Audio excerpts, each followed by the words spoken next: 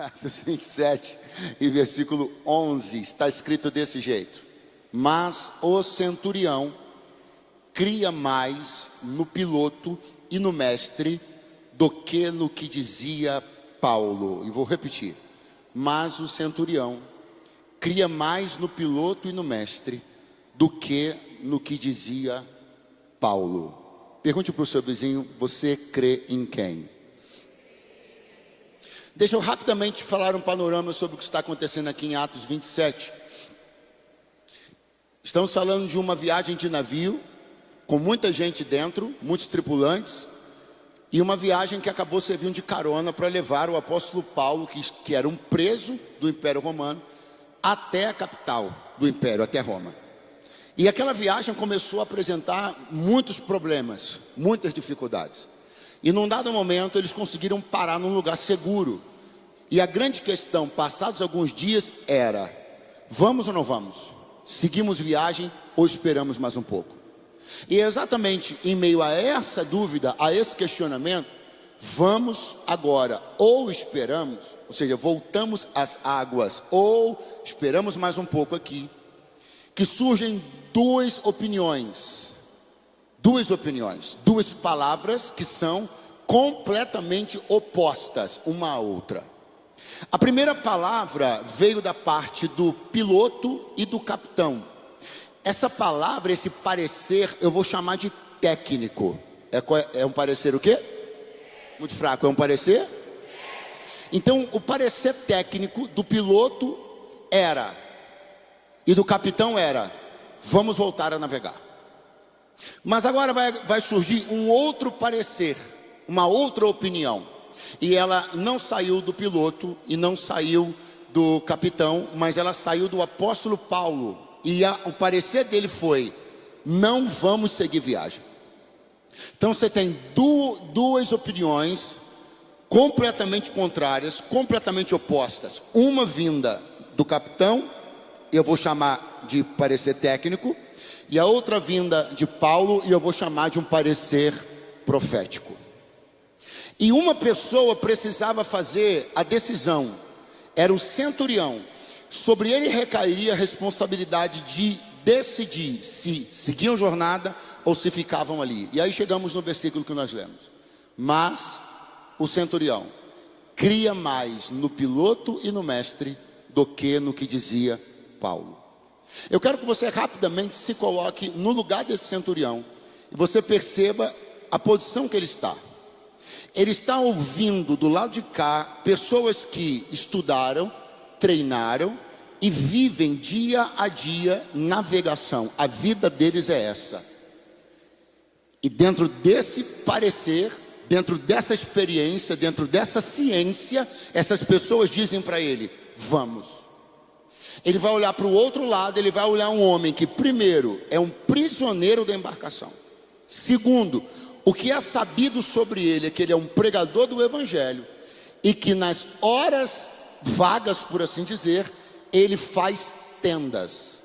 Então não existe no apóstolo Paulo nenhuma especialidade, nenhum conhecimento técnico para arbitrar, para decidir a respeito daquela situação. Então é fato que decidir o que você vai fazer, que era a posição que o centurião tinha, pende mais para o lado técnico do que para o lado profético. E é aqui que eu quero chegar essa noite, para que você entenda que nós não estamos em posição diferente. Muitas vezes na nossa vida nós temos duas básicas decisões a fazer: ou nós cremos no parecer técnico, ou cremos no parecer profético.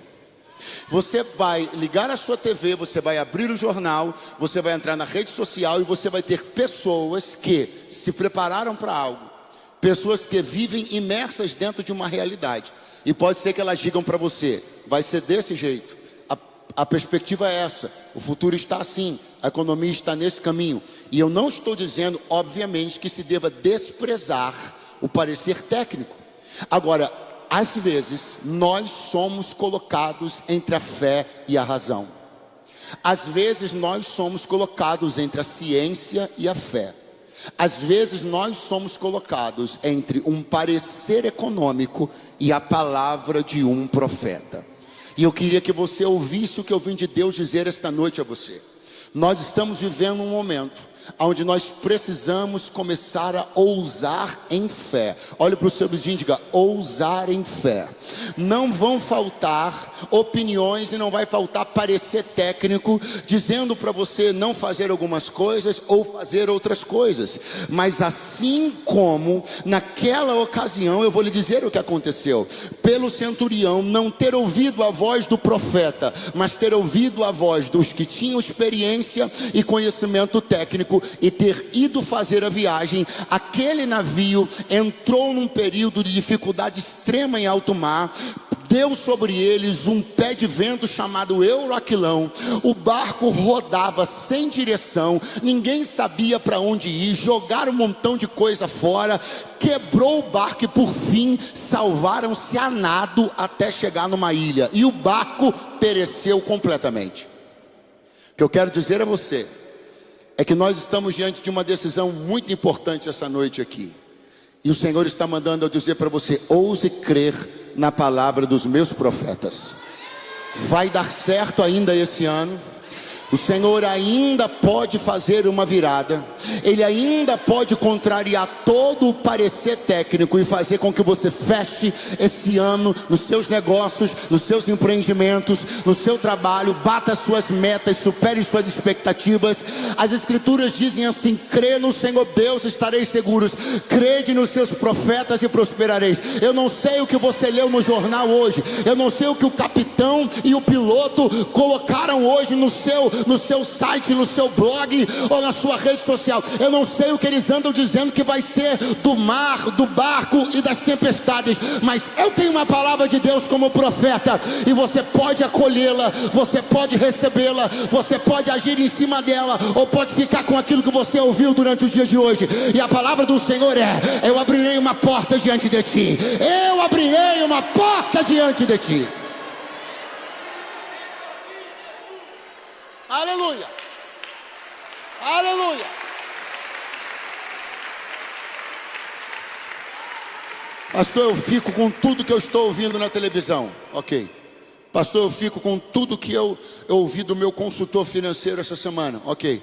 Pastor, você quer ficar com tudo isso, eu vou respeitar você. Não vai aparecer uma luz aí onde você está, sua cadeira não vai tremer, você não vai ser ejetado. Não, você está num ambiente de fé, você é bem-vindo aqui. E tudo que eu posso fazer é lamentar por isso e rogar a Deus que você tenha uma próxima oportunidade de ter mais fé e ser menos covarde. Mas agora, todos aqueles que têm fé vão tomar um envelope que estão na sua cadeira, porque nós vamos entregar uma oferta no altar, nós vamos sacrificar algo diante do Senhor, nós vamos materializar, nós vamos tornar factível, nós vamos tornar real a fé que temos dentro do nosso coração. Nós vamos entregar ao nosso Deus uma oferta de honra, nós vamos entregar ao nosso Deus uma oferta que nos custe, uma oferta que mexa conosco, uma oferta que nos desafie, porque nós vamos aderir à palavra de Deus e vamos crer que uma coisa boa, uma coisa nova da parte do Senhor se manifestará nas nossas finanças, em o nome de Jesus. Pega o seu envelope agora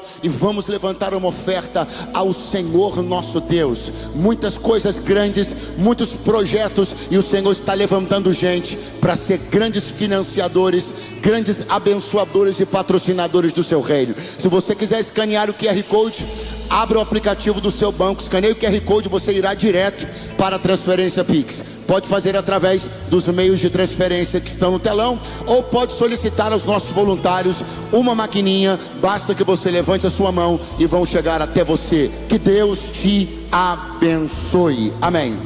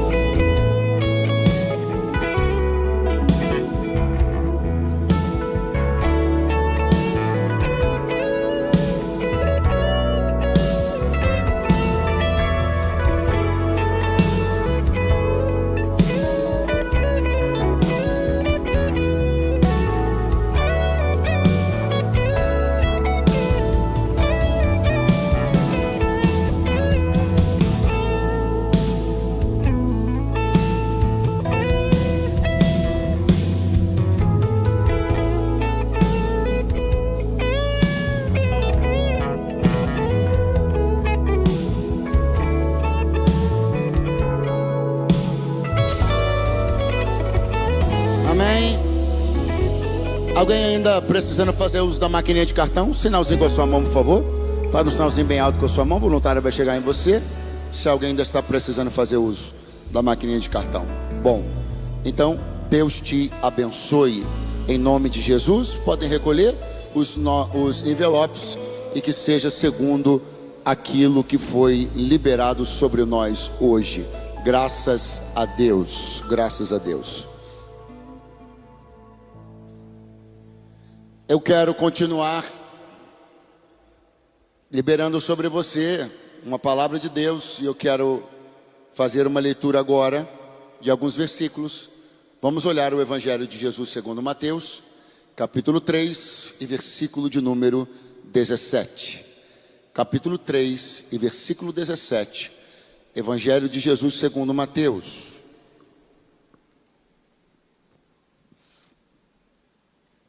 Evangelho de Jesus segundo Mateus, capítulo 3 e versículo 17, está escrito: e eis que uma voz dos céus dizia: este é o meu filho amado, em quem me comprazo.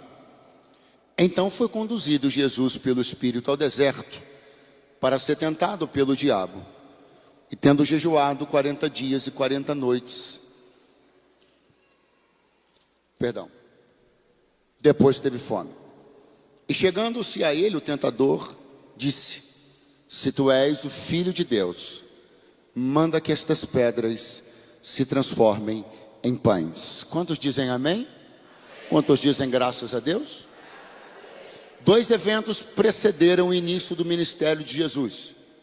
O primeiro deles, nós pegamos o finalzinho do capítulo 3, foi o batismo no Jordão. Vale dizer que Jesus não se batizou pelas mesmas razões que nós nos batizamos. Ele não tinha pecado para confessar, para declarar, mas ele fez isso para cumprir todas as coisas, para não se eximir de nenhuma das etapas. Então ele submeteu-se a isso. O segundo evento, que começou imediatamente após esse, aí já é o capítulo 4, foi a tentação de Jesus no deserto. 40 dias, quantos dias eu falei? 40 dias Jesus esteve no deserto da Judéia. E findos estes 40 dias, apareceu Satanás. E Satanás começou a tentar Jesus. E essa tentação se deu em 3 momentos. O primeiro momento foi o que nós lemos juntos, quando ele disse: se tu és o Filho de Deus, manda que essas pedras se transformem em pães. O segundo, quando ele leva Jesus ao pináculo do templo e diz: se tu és o Filho de Deus, lança-te daqui abaixo, porque está escrito que aos seus anjos darás ordem a teu respeito. E o terceiro, quando ele leva Jesus a um dos grandes e altos montes e mostra os reinos da terra e diz a Jesus: tudo isso te darei, se prostrado me adorares. Os 3 momentos são vencidos por Jesus através de citações bíblicas. Então Jesus venceu a tentação com decisão, posição e palavra. Quantos dizem amém? Agora olhe para cá, porque eu quero falar apenas sobre esse primeiro momento, aonde Satanás diz a Jesus: se tu és o Filho de Deus, manda que estas pedras se transformem em pães. Haviam se passado 40 dias, e obviamente explorando como lhe é do caráter, explorando a necessidade humana, Satanás chega até Jesus no momento onde Jesus tem fome. E no momento onde Jesus tem fome, valendo-se desse momento, Satanás então se apresenta para falar primeiramente não de poder, falar primeiramente não de autoridade, falar primeiramente de comida. Afinal, essa era a necessidade mais latente que Jesus tinha naquele momento, porque, relembrando, há 40 dias ele não comia nada. Então Satanás vai olhar para Jesus e vai dizer assim: se tu és o Filho de Deus, manda que estas pedras se transformem em pães. Eu queria que você atentasse que essa frase que Satanás disse para Jesus, ela começa com uma palavra monossilábica, não é? De 2 letrinhas, que é a palavra si. Mas embora ela seja uma palavrinha tão pequena, de 2 letrinhas só, você sabe que ela é uma palavra muito poderosa. Porque se você tomar a palavra si e colocá-la em qualquer momento, ou a qualquer momento de uma frase, em qualquer posição de uma frase, você vai ter subordinado toda essa frase a um caráter impreciso, duvidoso. Sim ou não? Você pode estar dissertando muito bem a respeito de uma coisa, mas se você de repente escapar, seja pela boca, seja pela escrita, a palavra si, quem está acompanhando o que você está dissertando já perdeu completamente em você e no que você está falando o caráter preciso, inequívoco, porque si é a casa da dúvida. Diga para o seu vizinho: o si, horrível, vai de novo, o si é a casa da dúvida. Então perceba que antes de levar Jesus no pináculo do templo, antes de levar Jesus no alto monte, a primeira ou o primeiro ringue, por assim dizer, da batalha está sendo travada na mente. Porque quando Satanás diz si, o propósito dele é contaminar Jesus com uma semente de dúvida. Por quê? Porque Satanás sabe muito bem o poder que a certeza tem e o poder que a dúvida tem. Ele sabe muito bem onde pode chegar uma pessoa com certezas e onde pode chegar uma pessoa com dúvidas. Ele sabe muito bem o quanto pode ser imparável uma pessoa convicta e o quanto é maleável uma pessoa com dúvidas. Ele sabe muito bem o quanto é indestrutível uma pessoa que consegue ter suas convicções inabaláveis e o quanto é facilmente destruída uma pessoa que tem uma opinião sentada e não consegue sustentá-la de pé. Nós estamos vivendo um momento de certezas muito flutuantes. As pessoas dizem uma coisa um dia, outro dia dizem outra coisa. As pessoas se aliam num dia, se desaliam no outro, se aliançam num dia, se desaliançam no outro. O mundo está impregnado por incertezas, e em meio a tudo isso, os filhos da luz precisam ter uma posição firme. Eu tenho uma notícia para dar a você. Eu vou dar ela da maneira mais assustadora possível. É exatamente isso que você ouviu. Vou dá-la da maneira mais real e assustadora possível. Sem convicção você não sobrevive. Se você não estiver convencido, se você não for convicto acerca da sua fé, acerca de quem você é, acerca do que a Bíblia diz que você é, você será atropelado por todo tipo, toda sorte de doutrina, ideologia, filosofia. Você vai virar chiclete na boca dos que têm ideologias que são contrárias à nossa fé. Então comece a se levantar com mais certeza, mais convicção. A Bíblia diz: você precisa estar pronto para responder à razão da sua esperança. Você pode não ter feito o carisma ainda, você pode não ter feito um seminário teológico ainda, você pode não ter lido a Bíblia toda ainda, mas no mínimo você tem que saber responder, porque você tem esperança. Então, essa semente de dúvida, Satanás tentou lançar. Mas quando ele tentou lançar essa semente de dúvida, ele se deparou com um escudo que ele não contava. Jesus tinha os ouvidos, a alma e o espírito blindados por uma certeza. Não é que a semente foi muito bem elaborada. A semente era terrível. A semente era poderosa. Só que ela encontrou um escudo mais poderoso do que ela. Porque há 40 dias atrás, avisa o seu vizinho e diga: há 40 dias atrás. Horrível, vai de novo. Há 40 dias atrás, Jesus estava no último versículo do capítulo 3, e nós lemos juntos. Ele estava nas águas do Jordão, quando de repente o céu abriu e uma voz saiu de lá de cima e foi ouvida por quem estava lá embaixo. E a voz dizia: este é o meu filho amado em quem me comprazo. 40 dias depois Satanás vai dizer: se tu és o filho. Mas 40 dias antes Deus tinha dito: este é o meu filho. O Ramantaraia. Levanta a mão mais alto que você puder, porque eu tenho uma palavra de Deus e ela vem em forma de pergunta: com que palavra você fica? Com o si do diabo ou com o é do teu pai? Rechace, recuse, rejeite tudo aquilo que Satanás quer duvidar sobre você, seus sonhos, suas promessas, e fique com aquilo que Deus falou ao seu respeito.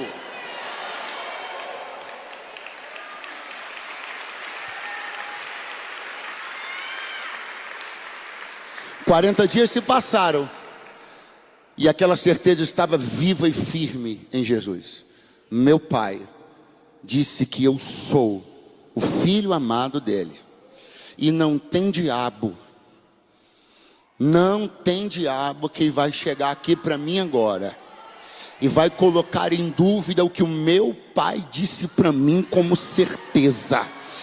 Oh, meu irmão, eu preciso que você entenda para quais pessoas você está dando esse cartaz de desestabilizarem as suas certezas. Você vem para uma reunião como essa, tem gente que veio do trabalho cansado, vai chegar tarde em casa, tem gente que vai chegar depois de meia-noite em casa hoje. Não é porque o culto vai acabar muito tarde, não é porque ele mora longe mesmo. Aí você tem todo esse empreendimento, todo esse esforço para sentar aí, ouvir Deus te falar, te fazer promessas, encher teu coração, para você chegar em casa, olhar na sua rede social por causa de um comentário malicioso de um Zé Ninguém, numa postagem sua, você descreditar tudo que Deus falou para você. Para de dar cartaz para essa gente, fica com o que o céu está falando para você hoje.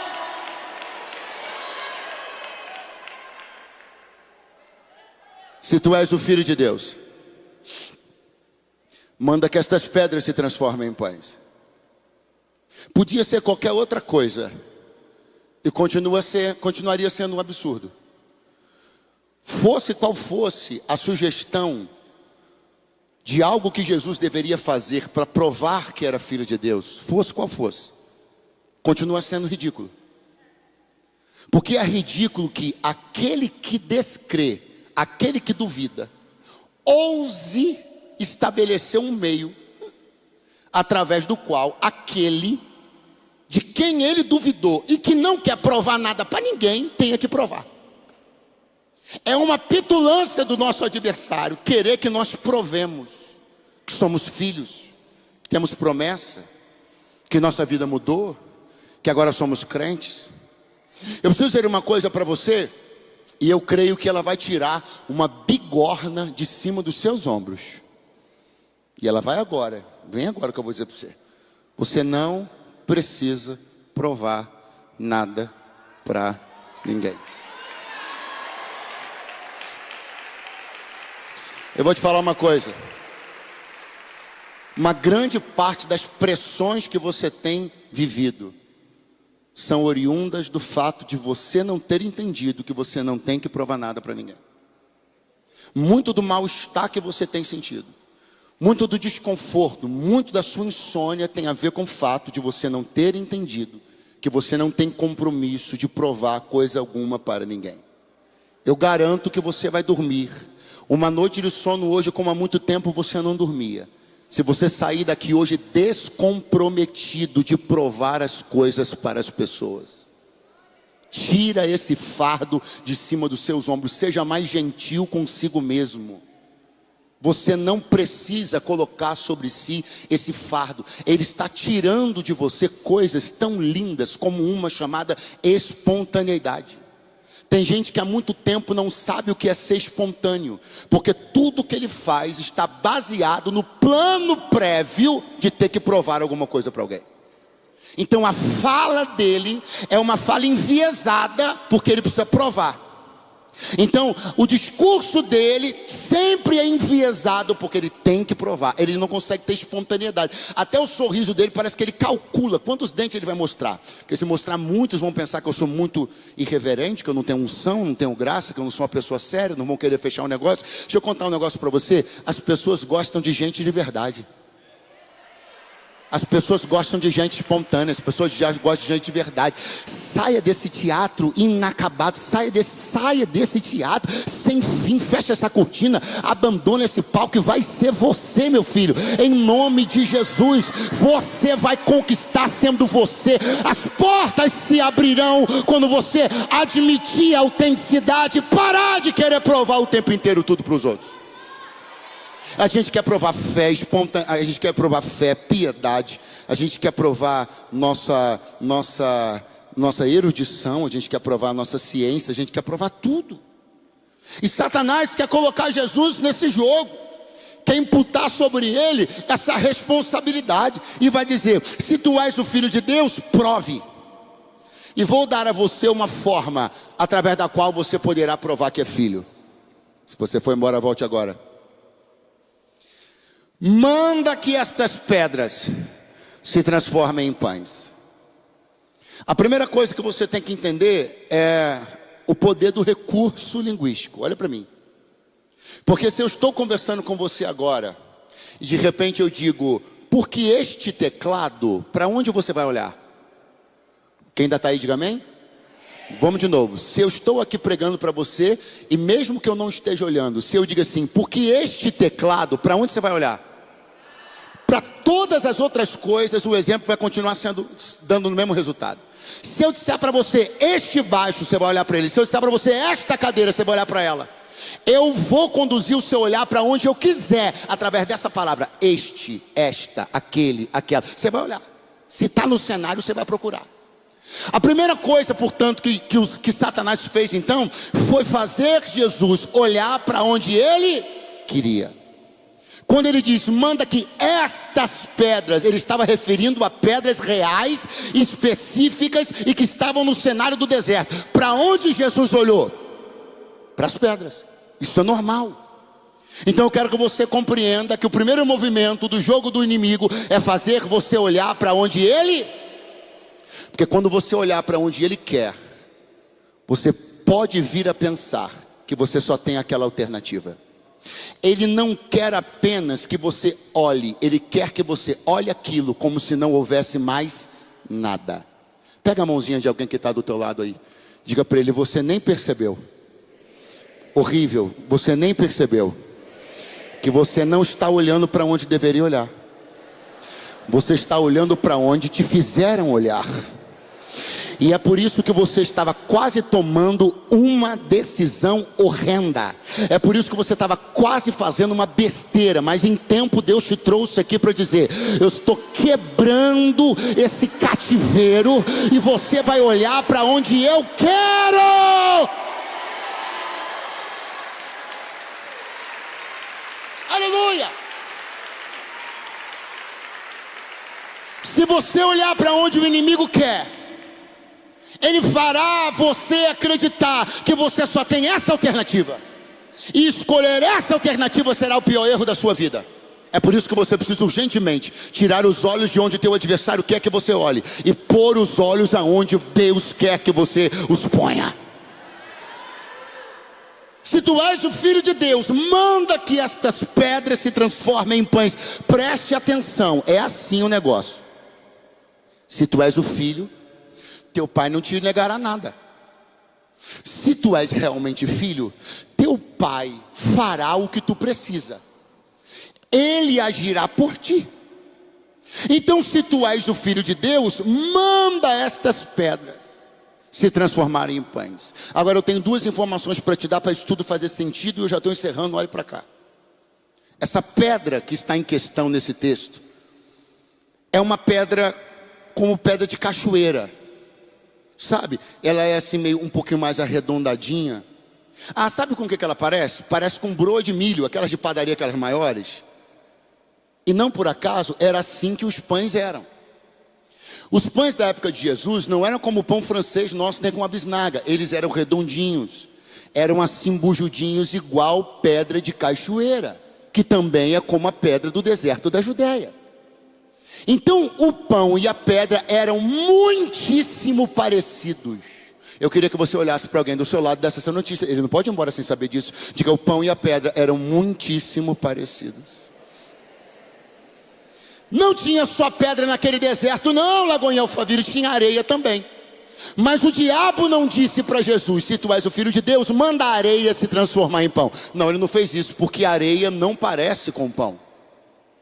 Ah, mas tinha outras coisas, tinha galhos secos, mas ele não disse: se tu és o Filho de Deus, manda os galhos secos se transformarem em pães, porque galhos secos não parecem com... Ah, também tinha algumas ossadas de animais decompostos, mas ele também não disse: transforma aquela ossada em pães, porque ossada não se parece com... A única coisa naquele deserto que tinha... Ah, se você for embora, volte agora.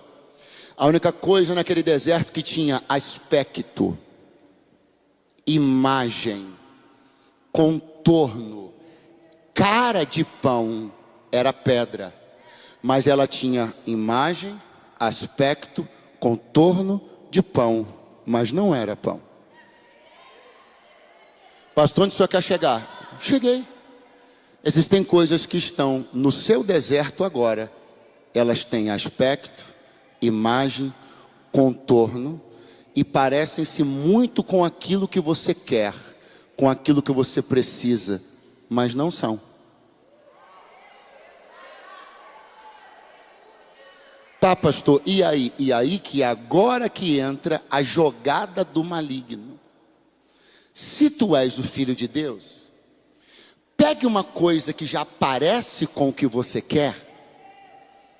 Vou tentar de novo. Se tu és o filho de Deus, pega uma coisa que já parece com o que teu coração espera. Se tu és o filho de Deus, pegue um recurso que já parece com o que seu negócio precisa e peça para o seu pai. Porque seu pai vai transformar, ele te ama. Eu preciso que você me ouça, porque você não tem ideia da quantidade de pessoas que estão hoje aqui nesse auditório, que estão nesse momento, nessa guerra. Pergunte qual? Tentando transformar coisas que se pareciam com aquilo que elas queriam. E eu vim de Deus te dar uma notícia, eu acho que você não vai gostar.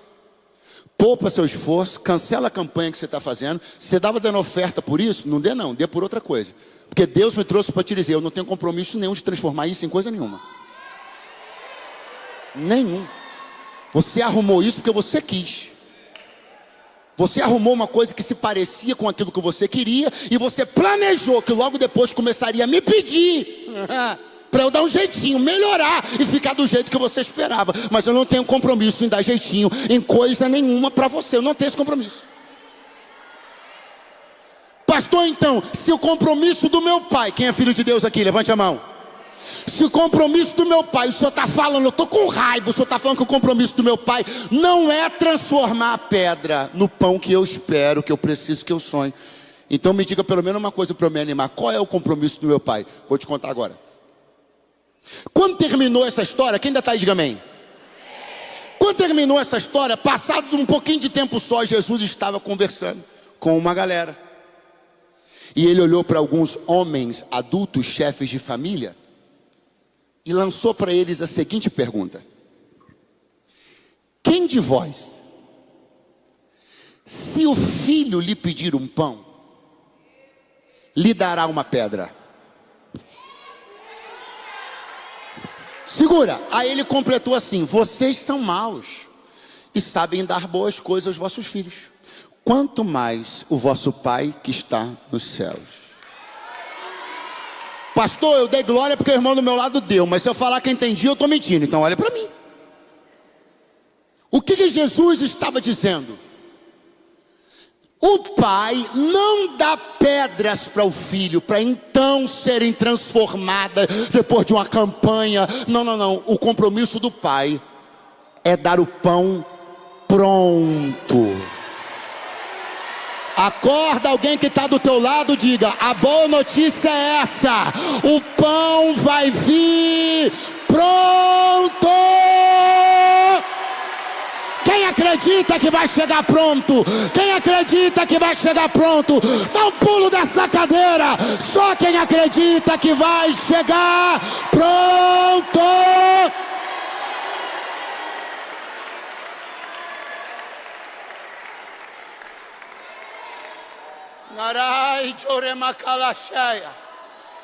Deus não tem nada a ver com as coisas que se parecem, mas não são.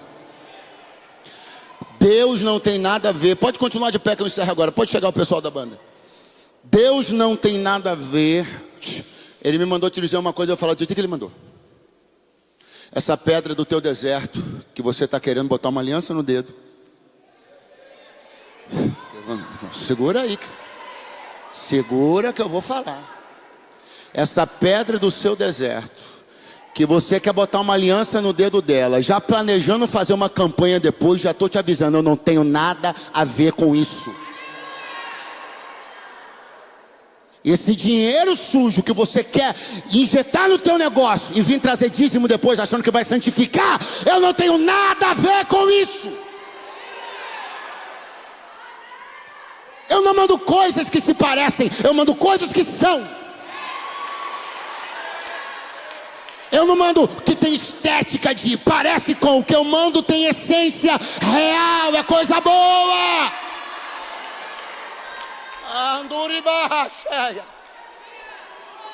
Pastor, mas eu quero saber se essa história deu certo no final do jeito que o senhor está falando. Então você vai saber agora.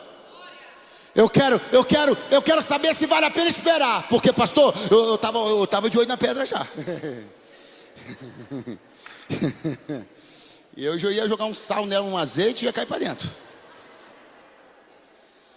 Mas o senhor está falando para eu esperar porque o pai manda. Tá bom, eu só preciso de uma prova, então vou te dar agora. Quem está aí, diga amém. Último versículo do texto da tentação no deserto. Abre o ouvido aí. Então saiu Satanás de sua presença, e vieram os anjos do Senhor e o serviram.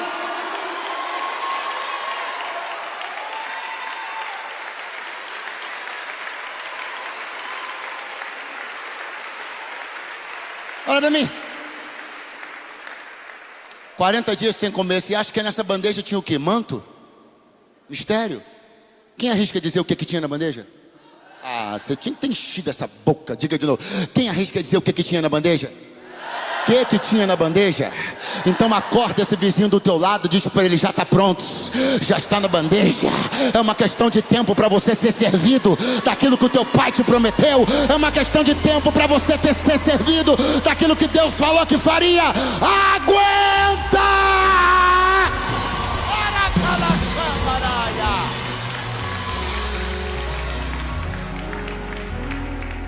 Agora você entende porque o inimigo quer que você olhe para a pedra e pense que não há outra alternativa. Porque o deserto tem fim. Eu disse que o deserto tem. Mas se você estiver com os olhos na pedra, você não poderá orar os anjos que estão no fim do deserto. Se você tirar os olhos da pedra, você vai observar os pães no final do deserto. Então o teu inimigo sabe que a realidade do que o teu pai quer te dar pode ser vista.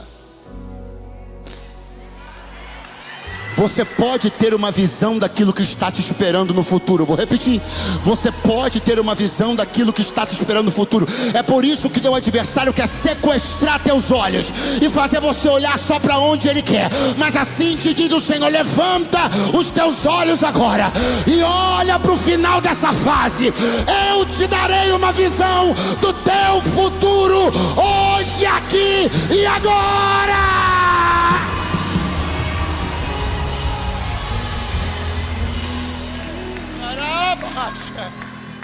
Segura a mão de uma pessoa que está do teu lado agora. Eu quero orar com você. É fácil, mini prominassi celebria falamacalanchorema cantaramai oremalamaracha. Os contratos com as pedras, a minuta do contrato vai ser rasgada. Você não vai assinar contrato com pedra. As sociedades serão desfeitas. Não é tempo de aderir àquilo que Deus não mandou. Pai, em nome de Jesus, eu oro pelos filhos agora. Eu oro por aqueles aos quais o Senhor tem entregado grandes e preciosas promessas. Vai dando graça agora. Vai dando graça para esperar. Vai dando graça para esperar. Vai dando poder para esperar. Vai dando unção para esperar. Alguns terão que quebrar. Alguns terão que rasgar minutas de contrato. Alguns terão que dizer com o máximo de gentileza possível para alguém: não poderemos continuar andando juntos, porque eu recebi uma palavra e o meu pai me mandou esperar. Portanto, dá poder de decisão a esses teus filhos, Senhor. Dá graça para aqueles que já têm esperado há algum tempo e parece que está ficando cada dia mais difícil esperar. Dá a eles uma visão do futuro. Dá a eles uma visão daquilo que os aguarda.